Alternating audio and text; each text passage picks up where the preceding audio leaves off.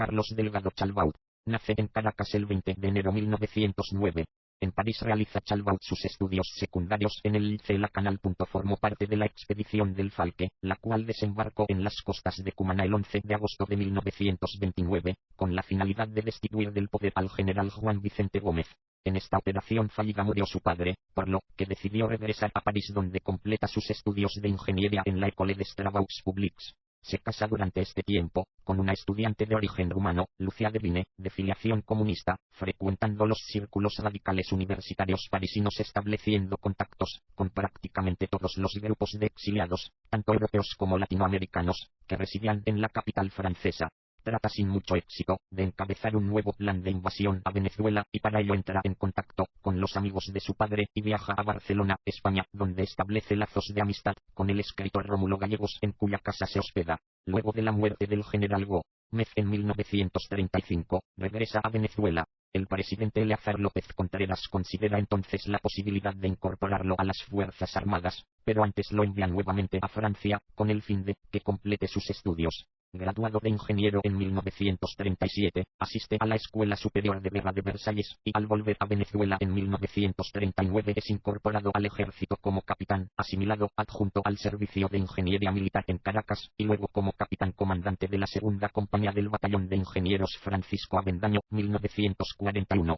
El 13 de noviembre de 1950 fue secuestrado y poco después asesinado el coronel Carlos Delgado Chalbaud, presidente de la Junta Militar de Gobierno. El jefe del grupo secuestrador fue un antiguo personaje turbulento llamado Rafael Simón Urbina, quien la misma noche de ese 13 de noviembre resultó muerto a manos de la policía. Esto generó dudas y creó un ambiente de sospechas, pues era ese quien posea todos los secretos. Nunca había ocurrido en Venezuela un crimen de esas características y griega, en efecto, es el único magnicidio cometido en el país. La historiadora Karina Castillo de Imperio, estudiosa de la época, escribió la biografía del coronel. En su último capítulo se hace eco de la pregunta, que no ha tenido respuesta a lo largo de las 6 décadas transcurridas, y se titula, así: ¿quién mató a Delgado Chalbaud? La historiadora piensa lo siguiente: la mejor pista para intentar responder esta pregunta es el sumario, que recoge los testimonios de los involucrados en los hechos del 13 de noviembre y proporciona una valiosa información que, revisada a la distancia, continúa dejando muchas inquietudes. No hubo, en suma, un testimonio o una prueba que permitiera aseverar quién o quiénes tramaron la conspiración. Queda un entramado de dudas y razonables sospechas. Nada más. Carlos era hijo del general Román Delgado Chalbaud, el jefe de la invasión del Falque, que se proponía derrocar a Juan Vicente Gómez, pero resultó muerto en Cumaná. Durante el exilio, el joven fue acogido por Rómulo Gallegos en Barcelona, España. Desde entonces se consolidó entre ellos una gran amistad. Elegido Gallegos presidente de Venezuela, Delgado fue ratificado como ministro de Defensa. Pero en la crisis, que desembocó en la caída de Gallegos el 24 de noviembre de 1948, se alió con los militares, que lo derrocaron. Así ascendió a la presidencia de la Junta Militar. Obviamente, fue un personaje en torno al cual se generó una polémica que no tendrá fin. Formado en Francia, los militares venezolanos de su generación lo consideraron poco castrense y medio afrancesado. Era, en efecto, hombre sofisticado y culto. Tuvo una excelente formación universitaria en Francia, a donde López Contreras lo envió en 1936 a estudiar ingeniería militar. Participó en las conspiraciones del 18 de octubre y del 24 de noviembre. Fue ministro de Defensa del 45 al 48. Como presidente de la Junta Militar postulaba, como lo demuestra la historiadora Castillo de Imperio, el retorno a la civilidad vs la continuidad militarista. Quizás aquí esté la clave de su muerte. El asesinato de Delgado Chalbaud. Domingo 12 de noviembre de 1950, una noche de copas. El negro Carlos Mijares, chofer de Plaza de Mirada Apacible, hundió sus 33 años en la cama que le asignaron en la Quinta Luzant. Las copas de brandy que había ingerido y las palabras dichas por su jefe no lo dejaban conciliar el sueño. Si todo sale bien mañana, señaló Rafael Simón Urbina, tendrán una gruesa remuneración, pues todo lo que vamos a hacer está acordado con el comandante Pérez Jiménez.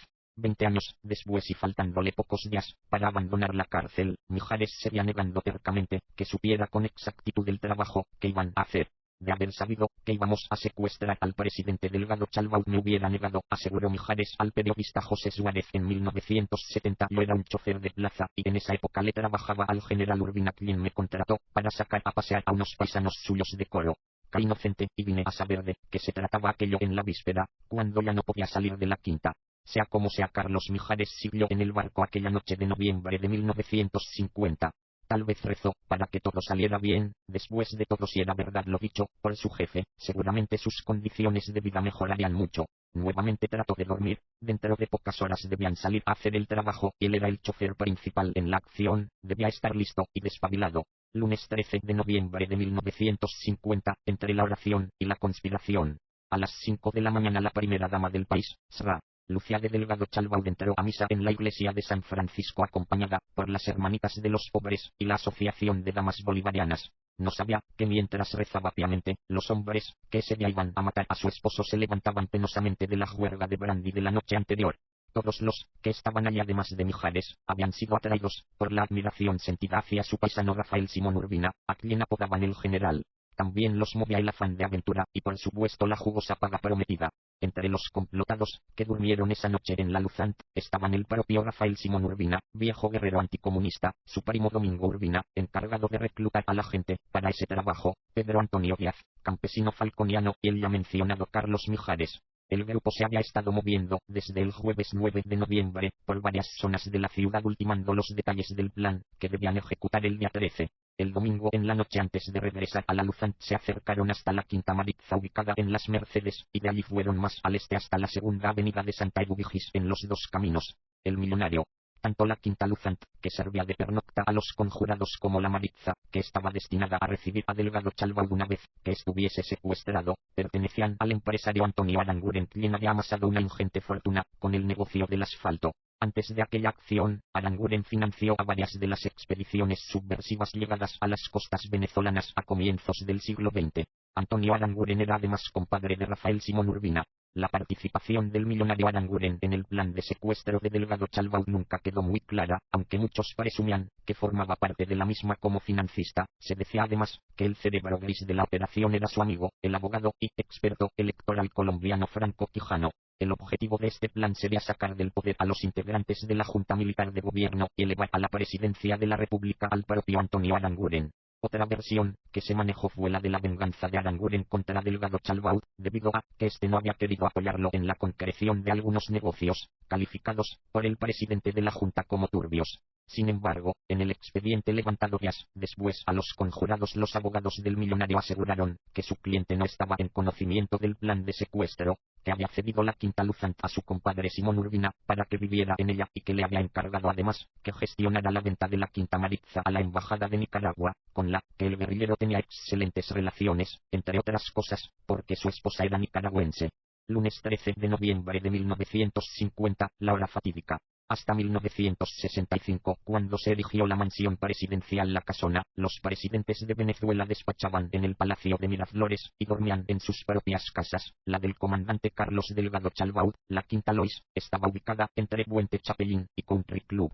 En la mañana del lunes 13 de noviembre, un poco después de las 8, Delgado Chalbaud se disponía a salir hacia Miraflores junto a su edecán, el teniente de navío Bacalao Lara.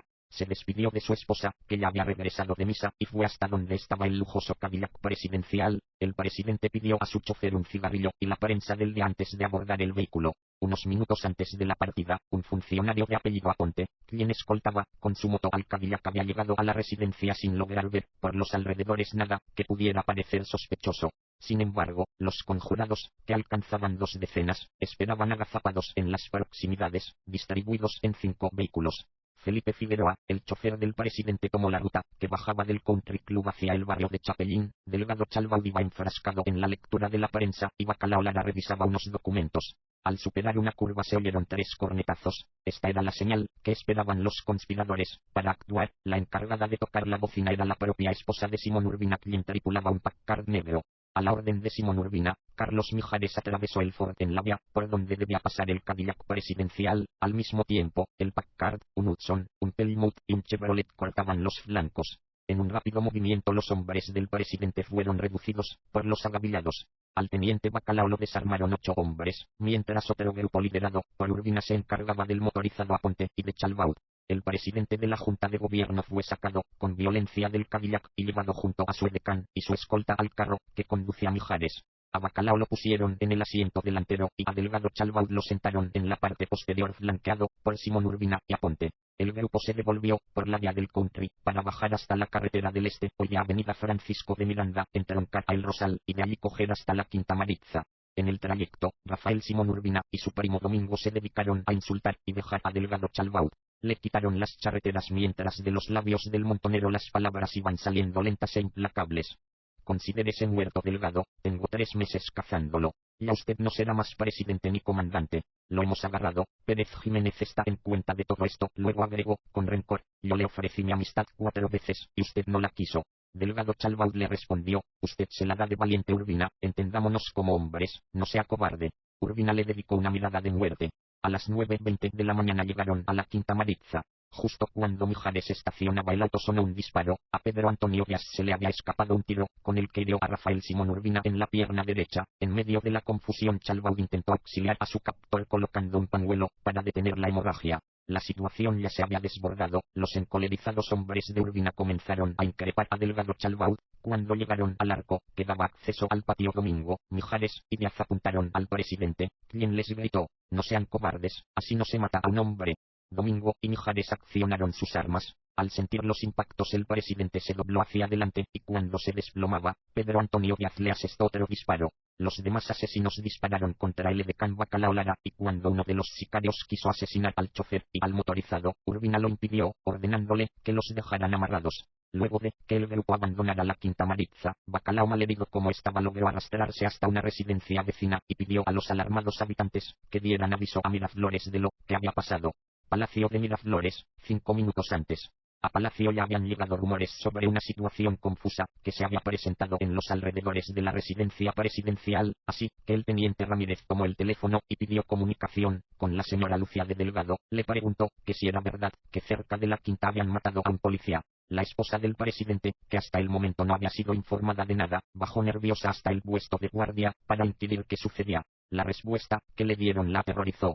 Los hombres de Urbina secuestraron al presidente. La primera dama salió a las casas vecinas en solicitud de ayuda. La señora Margot Boulton se ofreció a llevarla a Palacio. Cuando las 2 mujeres llegaron a Miraflores, le informaron que a su esposo lo habían matado en las Mercedes. Compungida fue llevada hasta la Quinta Maritza donde al entrar se topó con el tercer miembro de la Junta de Gobierno y ministro de Relaciones Exteriores, Luis Felipe Llovera Páez.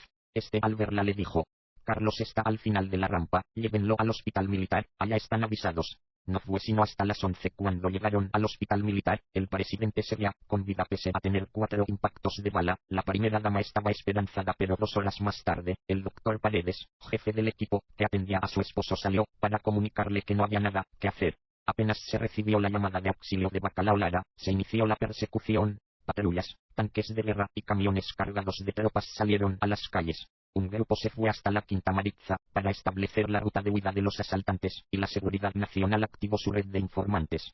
10 minutos después de la tragedia, el millonario Antonio Aranguren llegó cerca de la Quinta Maritza, miró gente agolpada en la entrada y le preguntó a un policía qué había sucedido. El policía, que no sabía que hablaba con el dueño de la residencia, le dijo que no podía pasar pues había un militar muerto. Aranguren, aterrado, decidió llegarse hasta la casa de Franco Quijano para ver si sabía algo.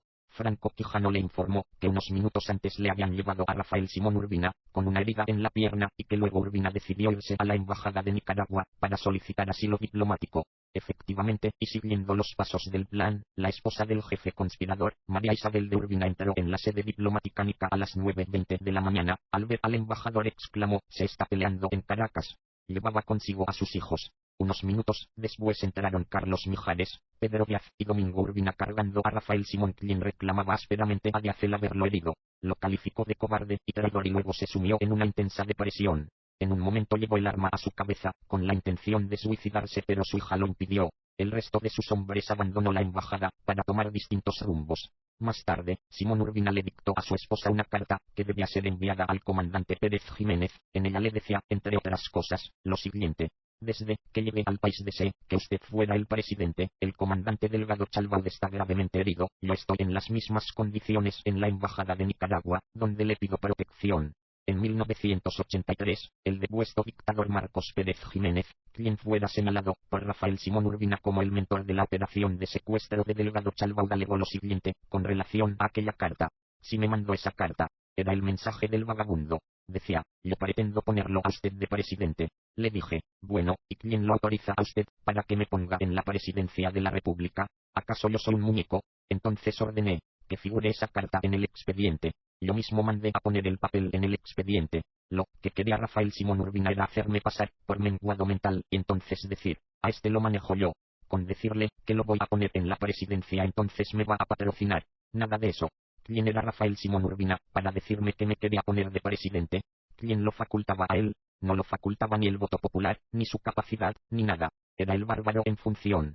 Con relación al destino final del viejo montonero, Pérez Jiménez agregó, Rafael Simón Urbina era agresivo, violento y tenía que terminar como vivió. Si vivió matando gente a mansalva no se puede pedir que muriera en la cama, con los santos óleos. Nosotros le mandamos a decir al embajador de Nicaragua, si no lo entrega, nos metemos a la embajada y sacamos a Urbina. Y teníamos buenas relaciones con el gobierno de Managua, pero le advertimos, ahí puede advertiros, porque si ese señor hace resistencia, tendremos que usar la fuerza. Muere Rafael Simón Urbina. En horas de la tarde del 13 de noviembre, el mayor Carlos Morales, jefe de la policía de Caracas, y el prefecto Hernán Gabaldón se apersonaron en la embajada para exigir la entrega de Simón Urbina, ofrecieron respetar su vida y brindarle la atención médica necesaria. Luego de varias horas el embajador accede, pero Urbina se niega a salir. Morales y Gabaldón instan al diplomático a que lo obligue a entregarse y este ahora les dice que debe consultar con su gobierno. Finalmente Urbina es entregado, los funcionarios no lo trasladan a una clínica sino que lo llevan a una celda en la cárcel del Cerro del Obispo. Urbina permaneció allí entre las 8 y 11 de la noche, hora en que se presentó una comisión de la Seguridad Nacional para trasladarlo a la cárcel Modelo, pero lo que suponía que sería un simple traslado se complica y Rafael Simón Urbina es ultimado a balazos. Como en todo el caso, este episodio generó un cúmulo de hipótesis. La versión oficial rezaba que Urbina trató de fugarse durante el traslado y los agentes tuvieron que matarlo. En la calle se tejieron muchas conjeturas. Se decía, por ejemplo, que ese supuesto intento de fuga era un invento, pues no era posible que un hombre, con una herida en la pierna y con tanta pérdida de sangre pudiera intentarla. Las miradas apuntaban al entonces comandante Marcos Pérez Jiménez, quien integraba la Junta Militar de Gobierno, junto a Felipe Llovera Páez y el malogrado Carlos Delgado Chalbaud. Sobre este punto Pérez Jiménez reveló que la muerte de Urbina sí había sido intencional, pero él no participó en la decisión de liquidarlo. La cuestión es que a Urbina se le liquidó. Yo no sé si por orden del alto mando militar. Urbina era un tipo muy violento y agresivo. Persecución, captura y juicio de los magnicidas. En los días siguientes se erigió un tribunal para procesar a todos los que aparecían implicados en el magnicidio. La prensa desplegó avisos en portadas, con grandes fotografías de Pedro Díaz, Domingo Urbina y Carlos Mijares. Por este último se llegó a ofrecer una recompensa de 5.000 bolívares. Los hombres de Urbina fueron cayendo poco a poco. Carlos Mijares, Pedro Antonio Díaz y Domingo Urbina son llevados a purgar condena en la cárcel Modelo de Caracas. Domingo Urbina se fuga de la misma durante el gobierno de Betancourt y se incorpora a las guerrillas de Douglas Bravo. Allí permanece por 4 años. Lleva luego una vida errante hasta que en 1985 es asesinado en un oscuro episodio de venganza. Pedro Díaz llegó a tener 7 mujeres, con las que procreó 9 hijos en los 20 años que estuvo preso. Se desempeñó como jefe de mantenimiento y en los días finales de su estadía ganaba 350 bolívares al mes. Salió en libertad el 18 de diciembre de 1970, con la idea de solicitar un crédito para trabajar un terreno que tenía en Falcón. Carlos Mijares se defendió vendiendo café y comida. Para él los primeros días de cárcel fueron los más difíciles. Recordaba las torturas a las que fue sometido. La mañana del 2 de diciembre de 1970, ya que salió de prisión, Mijares sintió desplomarse. Era como si el frío hierro de 20 años de celdas le atenazara los huesos. Con lágrimas en los ojos miró la ciudad, ya no era la misma que vio por última vez en 1950. Mientras caminaba recordó la noche que pasó en la Quinta Luzant la víspera del magnicidio. Los condicionales saltaban en su mente. Si me hubiera negado, si no me hubiese quedado esa noche. Pero los condicionales son un sinsentido ante los hechos, y el hecho era que había pasado 20 años encerrado. Ahora solo le quedaba ir a ver a su anciana madre, quien aún a sus 77 años lo esperaba en casa. Referencias. Blanco Muñoz Agustín. Habla el general. Coedición UCV Editorial José Martí. Caracas 1983. Segunda edición pp. 99-116. Sanoja Hernández Jesús. La historia del único magnicidio en Venezuela. El Nacional, Venezuela. 3 de agosto de 1997 pp. 10-11. Márquez Mata Antonio. Un asesinato que cambió la historia de Venezuela. Últimas noticias, Venezuela. 12 de noviembre de 1970 pp. 28-29. Suárez Núñez José. Condenados por asesinato de Delgado Chalbaud abandonarán la cárcel sin alentar rencores. Últimas noticias, Venezuela. 13 de noviembre de 1970, p. 6. http://crónicasdeltanato.wordpress.com/ El asesinato de Delgado Chalbaud / Formó parte de la generación de jóvenes militares, Marcos Pérez Jiménez, Luis Llovera Páez, que llegó al poder a raíz del golpe de Estado, que derrocó a Isaías Medina Angarita el 18 de octubre de 1945, y que rigieron los destinos de Venezuela hasta el 23 de enero de 1958. Su muerte, acaecida el 13 de noviembre de 1950, ocurrió bajo circunstancias extrañas, que han suscitado varias especulaciones. Hijo del general Román Delgado Chalbaud y de Luisa Elena Gómez Bellutini. Apenas había cumplido los 4 años de edad cuando su padre es encarcelado en La Rotunda, por orden del general Juan Vicente Gómez, quien era su padrino. Viaja, con su familia al exilio, a París, donde realiza sus estudios secundarios en el Liceo La Canal. En 1927, luego de ser liberado, se reúne nuevamente Ramón Delgado Chalbaud, con su familia en París, comenzando además los preparativos de una invasión, para derrocar a Gómez. En este ambiente conspirativo en el que crece Carlos, tiene la oportunidad de tratar de cerca a los exiliados venezolanos residentes en Europa, entre los cuales destacan viejos antigomecistas como José Rafael Pocaterra y Rufino Blanco Fombona, así como algunos miembros de la denominada Generación del 28, que llegaron a París a raíz de los acontecimientos de febrero y abril de 1928, entre otros, Armando Zuluaga Blanco y Miguel Otero Silva. Fue miembro de la expedición del Falque, la cual desembarcó el 11 de agosto de 1929 en las costas de Cumaná, con el objeto de derrocar la dictadura de Juan Vicente Gómez. Ante el fracaso de la operación y la muerte de su padre, regresa a París donde completa sus estudios de ingeniería en la École des Travaux Publics. Se casa durante este tiempo, con una estudiante de origen rumano, Lucia Devine, de filiación comunista, frecuentando con ella los círculos radicales universitarios parisinos, estableciendo contactos con prácticamente todos los grupos de exiliados, tanto europeos como latinoamericanos, que residían en la capital francesa. Trata sin mucho éxito de encabezar un nuevo plan de invasión a Venezuela y para ello entra en contacto con los amigos de su padre y viaja a Barcelona, España, donde establece lazos de amistad con Rómulo Gallegos, en cuya casa se hospeda. Luego de la muerte del general Gómez, 17.12.1935, regresa a Venezuela. El presidente Eleazar López Contreras considera entonces la posibilidad de incorporarlo a las Fuerzas Armadas, pero antes lo envía nuevamente a Francia, con el fin de que complete sus estudios. Graduado de ingeniero en 1937, asiste a la Escuela Superior de Guerra de Versalles, 1938, y al volver a Venezuela, es incorporado al ejército como capitán adjunto al Servicio de Ingeniería Militar en Caracas, 1939, y luego como capitán comandante de la segunda compañía del Batallón de Ingenieros Francisco Avendaño, 1941. Posteriormente forma parte de la nueva generación de oficiales, cuyas aspiraciones en cuanto al cambio institucional del país llevan a la preparación del golpe de Estado del 18 de octubre de 1945. En el rol de capitán jefe de estudios de la Academia Militar de Caracas, se alza en armas contra el gobierno del presidente Isaías Medina Angarita, formando parte de la Junta Revolucionaria de Gobierno, 19.10.1945, encargándose además del Ministerio de Guerra y Marina, cuya denominación cambia al de Ministerio de Defensa.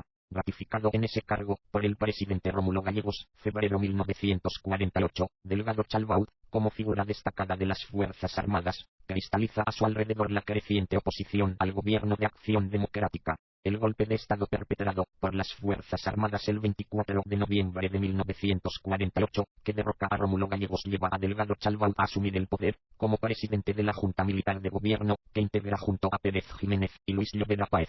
A comienzos de 1950, se discute sobre un acuerdo para convocar a elecciones, disolver la Junta Militar y entregarle la presidencia a un candidato de entendimiento entre los partidos políticos y las Fuerzas Armadas, que sería el propio Delgado Chalbaud, quien se fue perfilando como una personalidad política de gran importancia. Sin embargo, el 13 de noviembre de 1950 es secuestrado por un grupo encabezado por Rafael Urbina López, siendo asesinado en una casa de la urbanización Las Mercedes de Caracas, propiedad de Antonio Aranguren. Las circunstancias que rodearon la muerte de Carlos Delgado Chalbaud han suscitado numerosas especulaciones, siendo la más común la que apunta a Marcos Pérez Jiménez como presunto autor intelectual de su secuestro y asesinato.